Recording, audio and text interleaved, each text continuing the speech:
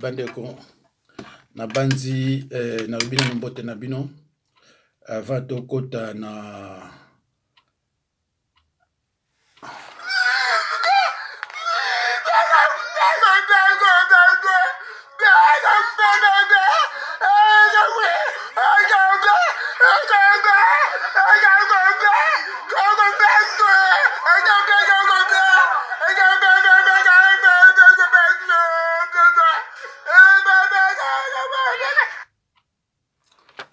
nayebi te soki oyo eza ya mboka nini me akoza mosala na nzambe te nayebi te soza mosala na nzambe bandeko mbote na bino moto mesana kolandanga tika nzambe apambola bino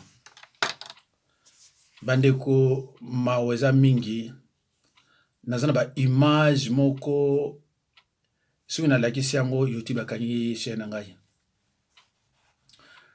bandeko soki botali ndenge bazokata bato mitu na este bakuti mwasi na mobali balali ba machete bandeko eza somo soko za congolais netinga okolala te nalobi okolala te ndeko eza somo pourquoi vraiment Tshisekedi akoko ndima asigné ba alliance oyo etie biso na pasi ya kosakana te na pasi ya kosakana te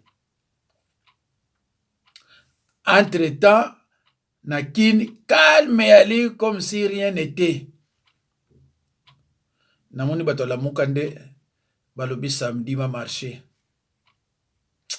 bandeko eza somboka te eza somboka te. Tshilombo est incapable de dire à ses militaires d'aller s'installer à l'est. Parce que les militaires on a ba yebi kazani président. Et yemo pe yebi kazani président. Donc à quoi peut ça ordre on a ba exécuter yango. Ah mais à quoi boya ko accepter buzo ba ndona ndeko ngai. Yango na mona kolina tia iner na loba mingi eza vraiment tinate na tila bino kaka ba image ya moto azakuna mwana biso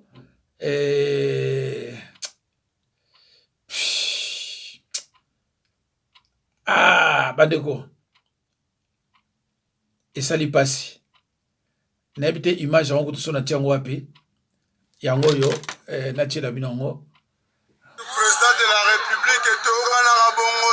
vraiment, tu sais que, s'il vous plaît, Fati Beton, Sungabiso, papa, Robert, Tinaracha ville, Moke Gomi paniqué, Bato Bakimi, 4 coignons sur ville, Moka Ituri, Bakanyango déjà, urgence, Itour c'est déjà tombé,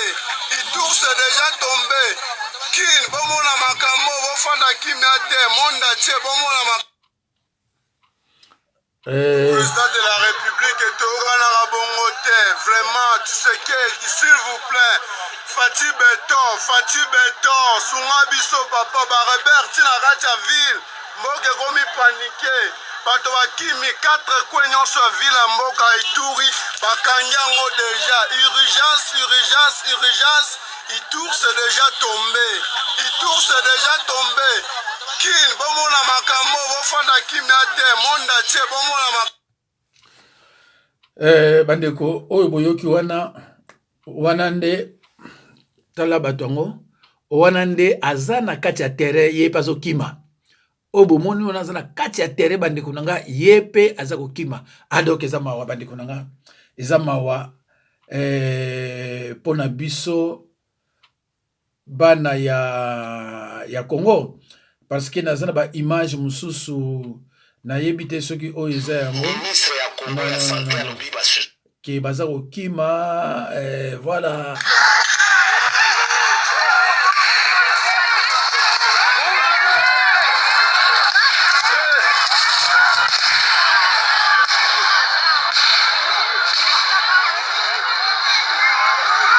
Masasi biko natupiga masasi.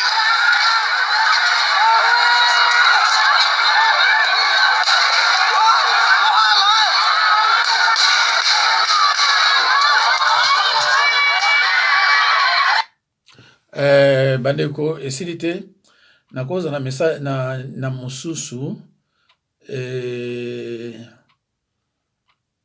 nakoza na mosusu voilà bango. Ouais, c'est juste le fuyard venant provenance de chari. Hapo kwa population natoka ngambi ya chari, balingia chari leo asubuhi vers 5h du matin, 5h, 5h30. Alors même mwingine iko déjà pris en fait. Naona kule moshi kona toka. Ouais, non, ça ne va pas. Voilà. Donc bandeko bozo kaka tala ba image msuna zana yango. Kuna don oyo mboka ya ndenge nini bandeko? Mboka ya ndenge nini? Mboka ya ndenge nini? Kimia ezalaka te. Kimia ezalaka te. Kimia ezalaka te. Voilà. Kimia ezalaka te. Mboka na biso voilà. Alors tokomona image moko awa ya ministre ya RDC balongoli aza su ministre te comme kokima ezalaka koto na poto akeo mata avion aya na ye awa baboyi ya mata gouvernement boyi o azana nokuna pendant que yazaki ministre ben fraction bozwaki te siko ye azolinga bima na ye kobima te botala image passé lelo na Kinshasa.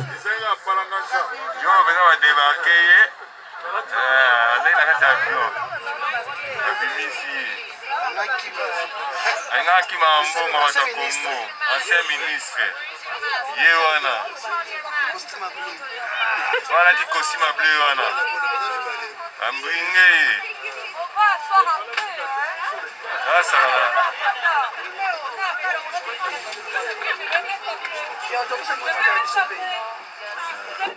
c'est pour ça notre été dans l'avion. Ami balé.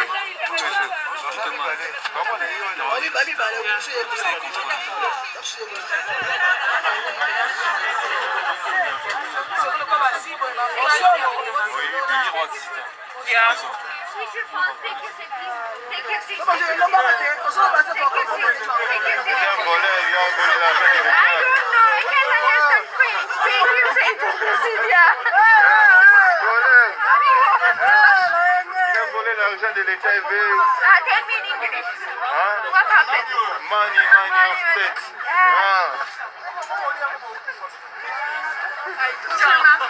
Yeah, take your seat. Yeah, they already gone. Yeah, take your seat today. It's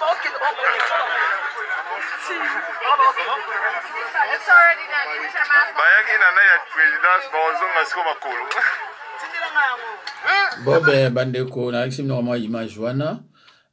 Total siko ba image mususu ya bakamuzelo kana mboka bandeko bomoni dictateur o ya Tchad 30 ans a régné 30 ans na mboka ya Tchad alinga ko lakisa ku mutu makasi tango ba rebelle bazo beta masasi na armée nationale ba beta ye masasi ba beta ye masasi akina hôpital ya Kofi président Idriss ya Tchad auto kata motema lobby aki lobby mardi voilà donc lelo tout ça mercredi ye autaki tout ça mercredi le 20 avril 2021 autaki kokufa donc andimaki te ke akokufa mukolo ndenge ba mususu pe ezozela bango ondimaki te mais okomona yango sakana na peuple parce que yonde mokonzi alo bandeko totala so image 7 mois depuis l'écroulement du pont Kasai, en plein centre-ville de Chikapa, les populations qui habitent les 5 communes qui composent cette ville vivent un calvaire sans pareil. Les agents de la fonction publique, les femmes marchandes, les élèves, les étudiants, médecins, infirmiers et bien d'autres personnes sont obligés chaque jour qui passe de traverser cette rivière et c'est à bord des pirogues motorisées, pirogues à pagaille et canons rapides qui n'offrent aucune mesure de sécurité en matière de transport maritime avec tout ce qu'il y a comme risque en cas de naufrage. Sans s'imaginer les dangers auxquels ils s'exposent, les élèves qui habitent la colline de Kélé, tout âge confondu, prennent le risque chaque jour de traverser sur ces ponts effondrés en rampant sur le bar métallique car obligés d'aller étudier à Kanzala et Dibumba. On m'appelle Mwamba Chamala, élève finaliste à l'Institut Gédéon D.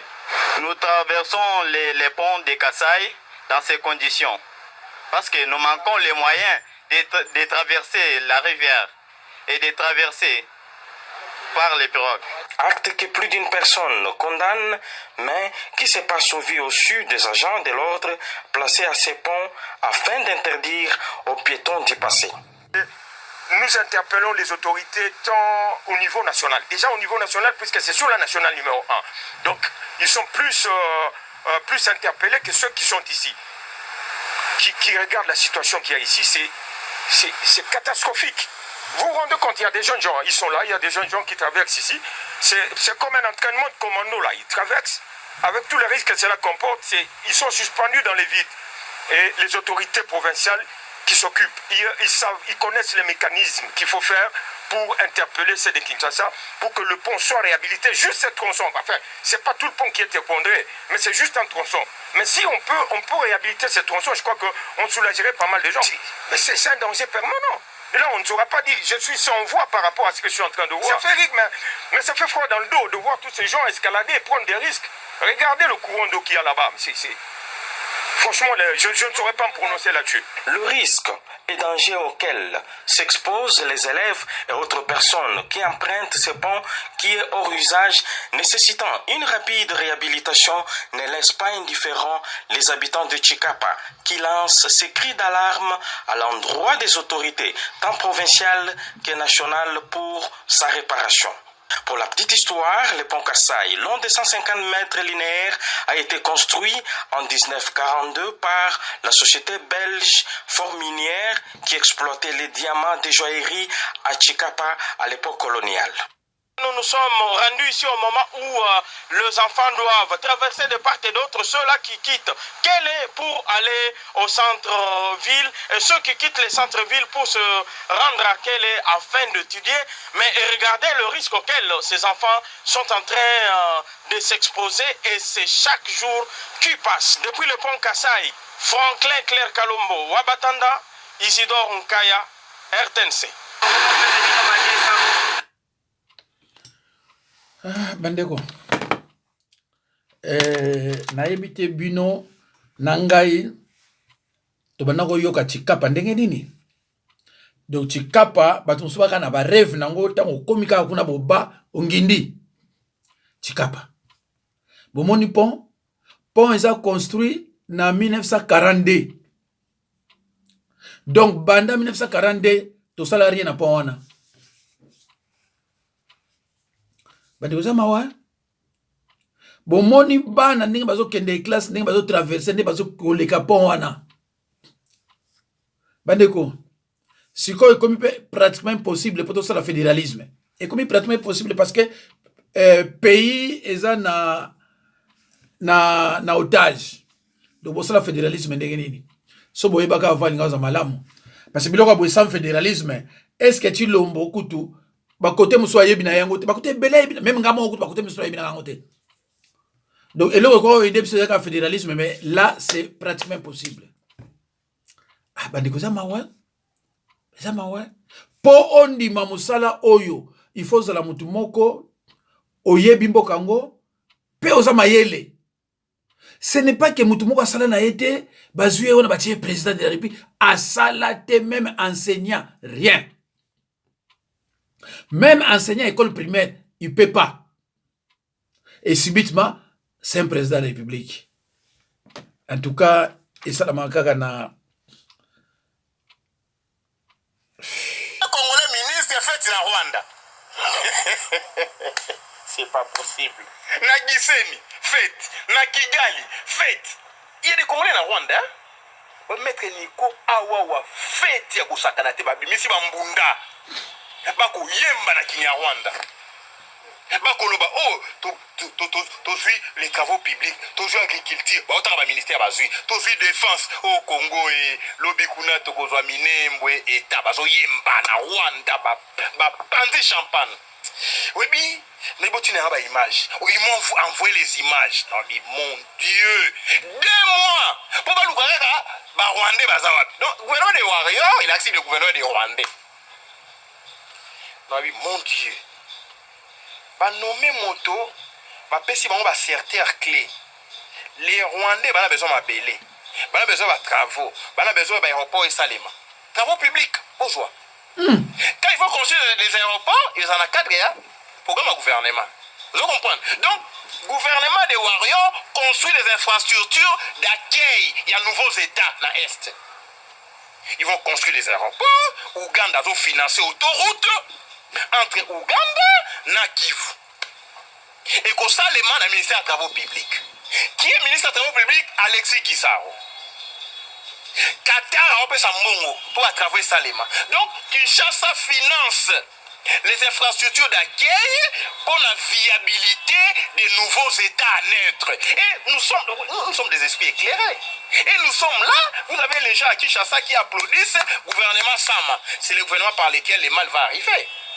Parce que comme la phase à Souka, avant de créer les États, il faut avoir les infrastructures d'accueil, les aéroports, les ports, les hôpitaux, les universités, les routes.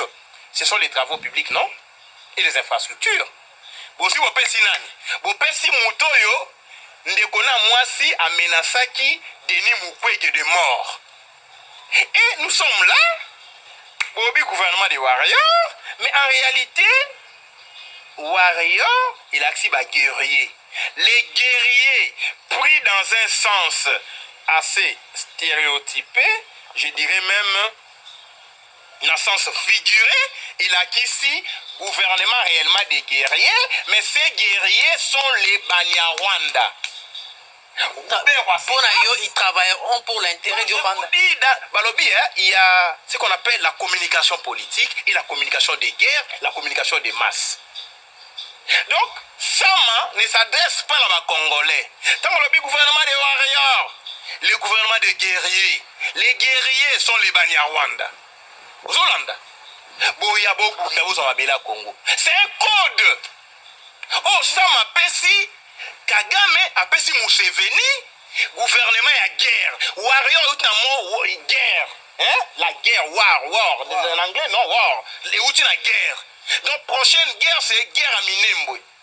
Guerre à balkanisation au Congo. On met un gouvernement où il perd des guerres. Au profit, il y a des warriors. Les warriors sont les Banyarwanda, sont les Tutsis. Oh, bah, côté armée, bah, côté gouvernement, bah, côté parlement. Donc, en réalité, les codes de Pessamike, il faut pas bundisa Congo et Katana. Et ça, malobi yango. Yo, bino ba intellectuel, vous avez comme moi, warrior. Mais en réalité, il y a li bitumba contre unité à Congo. Voilà pourquoi, bazui bateau qui na armée patriotique rwandaise, bah pèse on a axe à défense. Est-ce que vous comprenez? Maintenant, bateau vous avez intérêt à Congo. Yo pe journaliste intellectuel innocent qui est tué, gouvernement des warriors. Et ne tu vois, gouvernement est au biso. Mais on s'est là. Gouvernement est au Kata Congo. Ah on s'est là. Dans l'Olendo nyonso. Warrior. En réalité, bitumba contre les Congo. Ça énerve. Et ça malin qu'il est, il vous a eu. Il vous a eu. Imaginez un seul instant. Gouvernement des Warriors. Au sali gouvernement. Tant que vous avez parlement, tant que vous avez parlé, ceux qui va député va sur conscience. Parce que mon travail, c'est aussi pour sensibiliser les Congolais normaux partout. Ceux qui va député va sur conscience. 138 députés au Basomba qui les pétitionnaires. Au Bapesi, on va moi morceau moqué, va revendiquer. Babi gouvernement va remanier yango. Il y a beaucoup de gens des nationalités douteuses. On a été déclaration dans Bango Basali. Des nationalités douteuses. Babi meke. bazofunda Chilombo na sama ke ba trahir Congo. Soki bazui conscience wana baboya ko investir au gouvernement ya guerre contre le Congo. C'est ça le gouvernement des warriors. Kobundisa Congo ikatana. Soki boboyi ko investir yango sama lukombe na ba ministre nyonso ba otombe te ba tomber il y a eu des missions ya gouvernement soki investiture sans limiter. Sikoyo na yoki bazo pomola banque centrale bazo bimisa mbongo bapesa ba député mbongo pour investir gouvernement monter à souka $15,000 par député. Oye les cas qui kuna na assemblée na iboso 10,000 bapesa on ba WC ta bato mi esprit mabé bapesa député na mbongo na WC c'est incantation. Il y a une domination. Donc bref, le peuple to fongola miso. Gouvernement ebimi tala maseki. Tout Kwango, province à Kwango, aucun ministre. Tout Fizi, aucun ministre.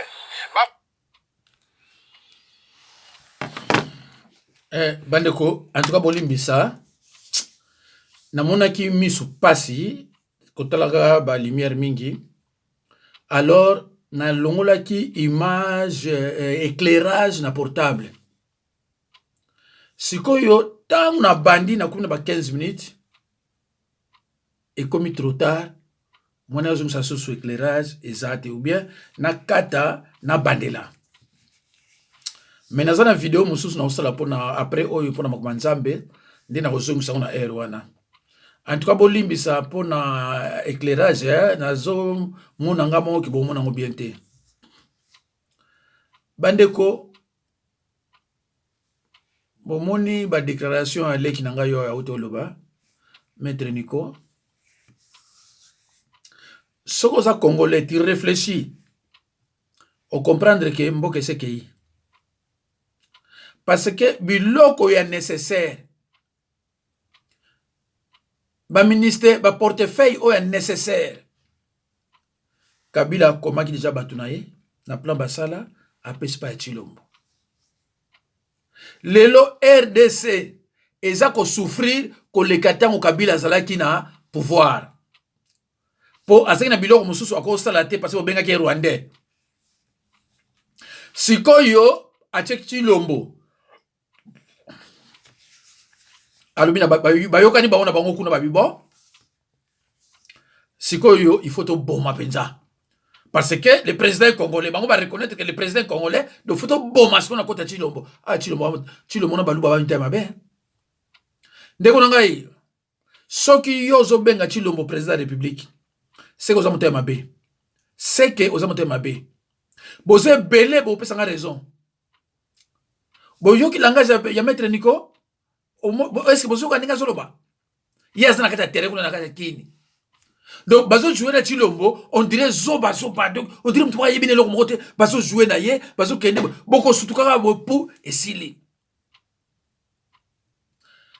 Naïb Sarabino, mes chers frères et sœurs, chers patriotes, que ce n'est pas pour rien que Kanambe est là.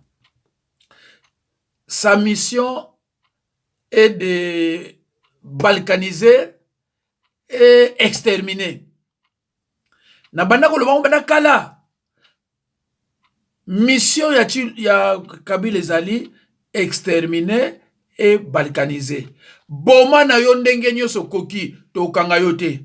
Et suka na suka yo balkaniser, diviser pays, pesa oya biso, oya boy. Et c'est li. Occident et go kanga yote. Soka yo kanga biso moto luba, tobite, il travaille pour nous, c'est-à-dire biso nabino. Bango na bango. Ndeko, comment mboka eza la richesse ndenge boye, peuple azo bénéficier richesse na ata mukete. Na Rwanda, tant ba yoki ba nomination, effectivement, ba Congolais ba zoba. Nazana mo lo moko wa Congolais moko Brazzaville atindi, azo traité ba Congolais ba zoba ya ba zoba. Congolais à Brazzaville hein. Abi Mobutu 32 ans de non-partage. Il y a pouvoir. Habitata moko. Parti moko. Mais ba Congolais ba zoba zoba atika biso na unité. Comment mutako za zoba tina niveau wana. Il a même déterminé hein. Abiso boza 100 millions, 500 000 batomayele. Le reste ba zoba na bazoba. Et c'est vrai. Parce que tant que tu l'envoies les kaki, il fallait baromo balou babalou bakete, y était parce que y a yébé le romote, à salate, à quoi rien. Non? Baba oui, à côté la bango. Donc, ce que le président Moussoussou Yamabé, Azam Taban Dundoube Équateur, à l'équipe, Aza Yabiso, c'est ça. Mboke yote la bongate. Hein? Moutou Oyo a sali mabé 32 ans. Yemoko azolo bakinaza dictateur. Parti bo, yemoko andimi kengaza dictateur. Mais yo sikozo kumisa ye. Ah, tango tozalaki na ye. Alors mboke ko bongandeni. Mboke bongandeni. Ema wa bandiko wa. Na yebite sona continue ko lakisa ba image. Parce que c'est lamentable, hein. Ça passe. Bino so bozola ndanga bozola ba image te osoko tali ma miso bimio. Hein? Ozana ngote que soko tali ka boba ma miso bimio rien.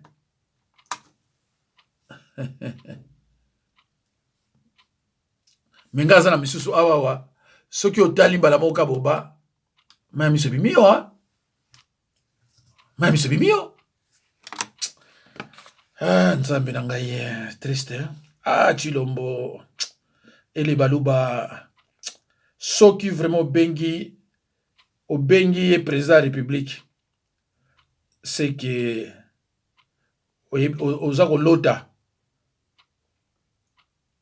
oyebi no lote na yebite ministre de l'éducation soki ye yo zela. Ministre de l'éducation actuel, Yeyo Botala. Pour moi, c'est savoir d'abord ce que tu vaux et savoir ce que tu veux.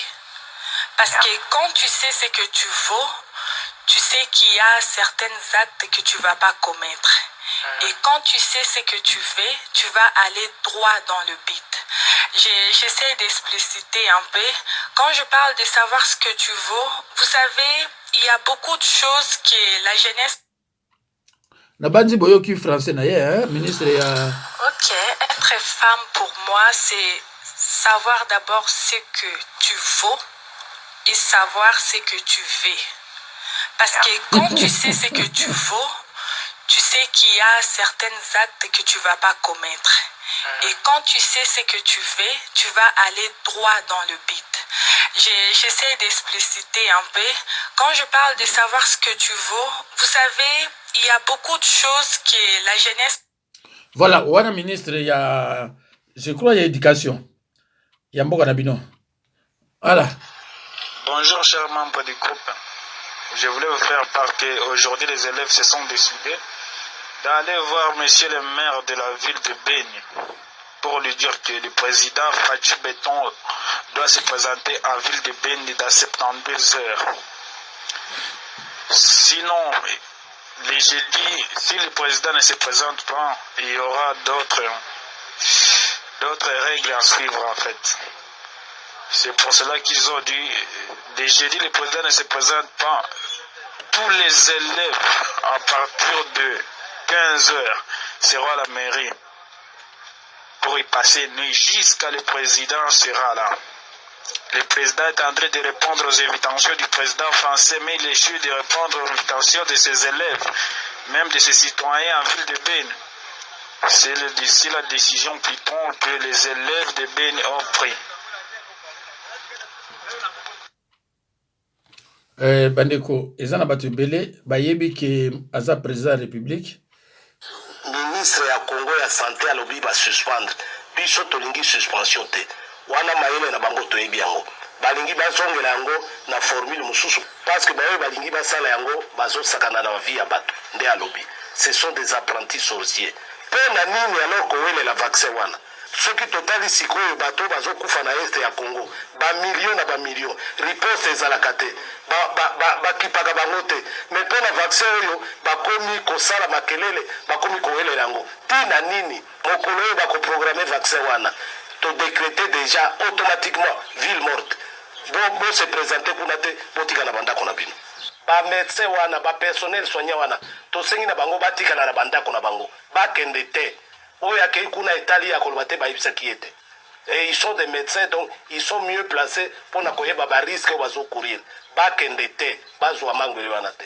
Na Afrique, Congo ezali visé. Bomoni déjà makambo ezole kanabeni, Butembo, Lubero, Ituri. Motomoko te. Azali koloba eloko. Tous les grands de ce monde se taisent. Ça veut dire diminution de la population à Congo fait partie ya projet na bango. Nde yangoyo. Bazali koloba eloko moko te. Nde sikoyo bakotinda bino vaccin ya kobikisa bino contre quelle maladie? Maladie yango pe tobelaka malaria wat. Est-ce que malaria eza na vaccin? Qui si pe ya COVID-19 ezali? Pona nini kowelela vaccin? Mboka ndenge nini oyo? Mboka ya modele nini oyo? Bolakisa na bango. Bandeko, Maël esili biso pona koloba. Hein? Maël esili biso pona koloba. Alors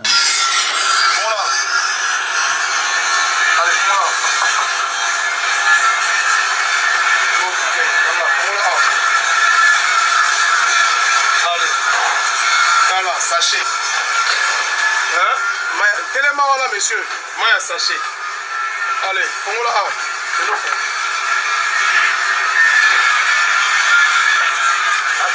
Yaka, boni. Yaka, batio, batio, bolamba maya. Ah, mai tio, mai. Oh, ça tio. Eh, yaka, ici les alliés. Yaka. Yaka.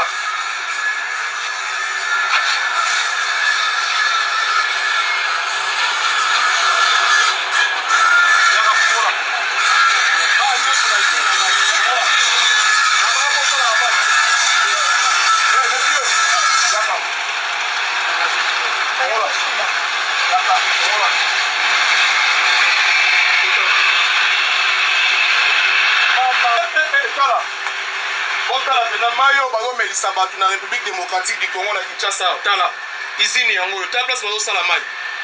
Est-ce que boza normal? Ale yaka. Ale bana okuka. Kuka yo mo kuna kuka. Ayaka. Ay kuka izini wana kuka. Nani do onde izini na mai, hein? Kata. Bandeko nanga bakinois na bakinoise. Mayo bozomela opiro balobaka tala nde basalaka ngo tala condition oyo machine à sachet de yo kuta bango en flagrance machine yango oyo place basalaka ba sachet hein tala soko bato bakobela te ndenge ni gouverneur apekisi bino alobi botika makambo kosala mai ya sachet tala place bakosala ngo manzanza tala kuna oyo nyonso oyo nini mai. Mais bino bozo ko pesa peuple maïté. Eh bien on a pas ça ndemwana. Mai na mai, on nyonso bapaki mai tala. Bapaki mai.